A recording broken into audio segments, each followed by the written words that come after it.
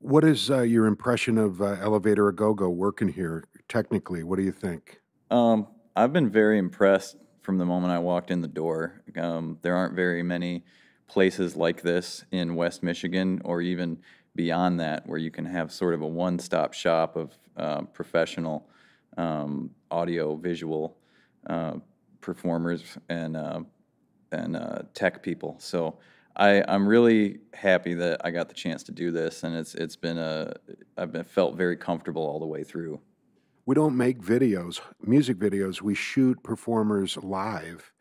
And there are other platforms, not many, Jam in the Van, Tiny Desk, whatever.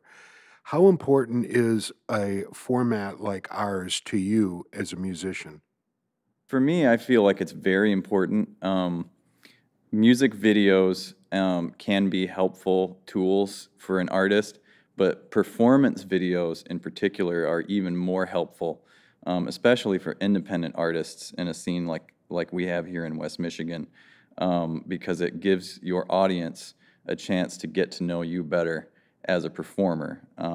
So I think it's incredibly valuable, and I personally do actually prefer performance-based videos over the traditional MTV style music video. So I think it's a great opportunity. Tell us about yourself. How did you get in the world of music? This is your career. How did it begin? Well, it's been a long road. It started a long time ago when I was 7 years old, is when I first picked up a guitar. And it quickly became a focal point of my childhood and my teenage years. And then I made a plan to make this my career when I was around 18, 19 years old, going to college. I actually went to college for English literature, so that's my degree. But that helped me hone my craft of writing songs, specifically lyrics. But I've also had a very interesting sort of backdoor opportunity with regard to being a live audio engineer for most of the last 10 years, because that's allowed me to network with musicians and meet some important people and build my career in kind of a non-traditional trajectory. Whose guitar was it that you picked up when you were real tiny? It was my dad's. So when I was really young, my dad had to go into the hospital for a little while, and while he was there, my mom suggested, why don't you try some guitar lessons? I was only around 6 or 7 years old, and he had a very old nylon string guitar that he loved to play. He played country tunes. He loved country music. And I did end up inheriting another guitar from him that's a very old 1930s Regal Dobro. So it's kind of my personal heirloom from that era, and that's the one I really got started on. Now, you were raised in Southern Illinois. I mean, Southern Illinois. Was country music what influenced you? Was that what was being played in your house? Oh yeah, I mean you couldn't escape it at the time. I mean this was the mid '90s. Country music was probably bigger than it's ever been before or since on terrestrial FM radio. You'd get in the car and you could dial through probably 10 different top 10 country stations, and we did listen to that a lot. And then as I got older, I was one of the first in the internet era to be able to explore new genres without having to leave the house. So that developed into interests in blues and all sorts of other different categories. So you might have been listening to Urban Cowboy, the soundtrack, but you're down towards Missouri. What kind of blues acts were you were listening to? The very first ones, I mean, I didn't get to experience a lot of live blues or get to know a lot of blues performers in that area, but what I got exposed to in my teen years were records by Howlin' Wolf. Really changed what I thought about the blues. When you're a young country kid growing up with country music on the radio, blues music has this sort of mythical status about it that seems like it's hard to get into. But as soon as I heard Howlin' Wolf, it kind of changed my whole perception of what is possible with an electric guitar and a vocal. You know, it was really a formative experience. Did you want to get up to Chicago as younger guy and experience like going to chess and see all the blues clubs and muddy waters and what was happening up in Chicago?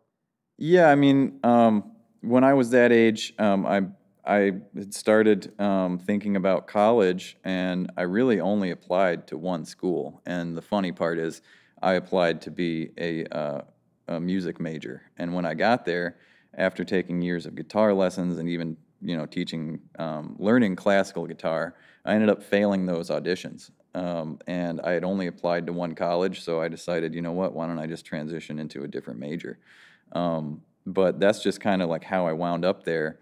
And then once I got there, yeah, I did want to explore a little bit some of that history, but I got more of a firsthand experience by becoming a sound engineer for these weekend wedding jobbing bands that were full of like some of the best players that you could possibly imagine, that spent their weekdays or weeknights playing at the Green Mill. And they had all these stories about growing up and coming up in the music scene in Chicago and playing with these legends that I wouldn't have been able to access otherwise. Do you remember the first song you wrote and what was it called? I do. The first song that I wrote was actually when I was about 7 or 8. I had a guitar teacher in Mount Carmel, Illinois, which was about half an hour from my house, and he owned a small music store, and he taught lessons, and he taught me these old bluegrass songs, and he taught me "The Old Gray Mare" was one of the first songs I ever learned. And one day I was sitting at home and I just rewrote the words to that. I just used the same melody, the same structure, and rewrote the words. And I took it to him the next day and I said, "Hey, Doug, look at this." And he was like, "Yeah, that's great, kid. Keep doing that." What were some of the words? What was the title? Oh, I can't even remember now. I think I just changed it to something very simplistic, like, oh, I probably like the young black stallion or something. It was one of those things where you're a kid and your first experience of being able to rewrite something, you might be a little bit on the nose about it, but yeah, it was pretty fun. As somebody that loves literature, how often do you write? I um I write a lot, but I have been doing less of that lately. So my writing kind of comes in fits and starts. When I know I have a project to do, um, then I will sit down and work on it diligently.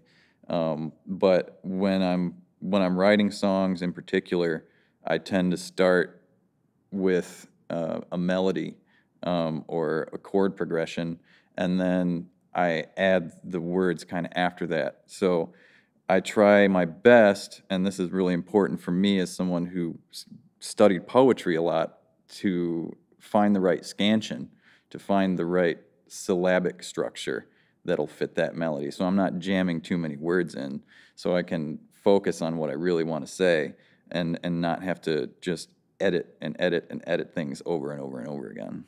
Do you write better songs happy or pissed? Probably pissed, honestly. If you take a listen through my catalog, I don't think you'll find a large number of extremely happy tunes. I mean, not that it's an unenjoyable experience, but I had this joke that I had with a couple of friends of mine that listening to sad songs is like eating your vegetables, and happy songs are like candy. You can't just eat candy all day and be healthy. So sad songs are good for you, and I recommend I recommend writing them and listening to them. Musically, where would you like to see yourself in 3 years? In 3 years, I would like to be making another record, another full length record. This record that I just did, called Pocket Knife, I did it completely by myself. So I played all the instruments and I wrote all the songs and I engineered it and mixed it and mastered it, and that was a fun experience. But I'd like the next one to be more collaborative again. I'd like it to be more of a one band live in a room kind of feel, which is where I feel like is the most energy, the most creative. And in addition to that, I'm lucky in that I'm also married to a really fantastic musician and songwriter. And so we have plans to be working on some material in the next couple of years and putting that our duo project more front and center. So things are moving, and I those are kind of like my two main goals right now. You and your wife, is there a duo that you 2 listen to that you really enjoy now? Yeah, I'd say for a duo, we listen to Gillian Welch and Dave Rawlings are two of our heroes, just absolute heroes. You know, we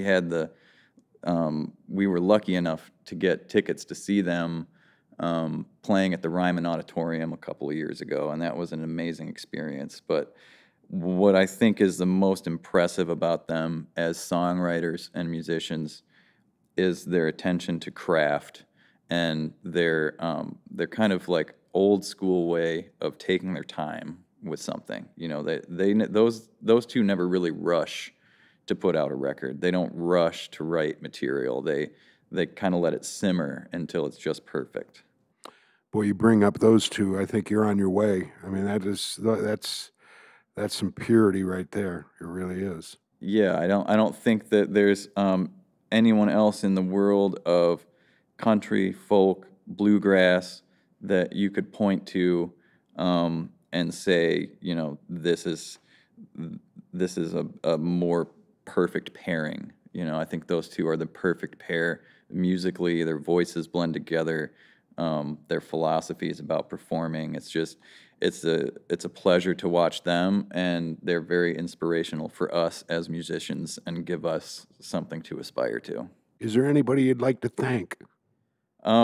There are so many people to thank. I mean, I'd like to thank the crew over here today helping us out, but I'd like to thank all of our musician friends and the folks in on the back end of making all of these shows and records happen. The folks you normally don't see, the stagehands, the engineers, you know, the promoters, and even the bartenders and staff at live music venues. Without all of those people, none of what we do would be possible whatsoever. And I think we just got a real hard lesson in that for the last year and a half over the course of the pandemic. So I'd like to just let everybody know that those people are first and foremost in my mind anytime we go out and play.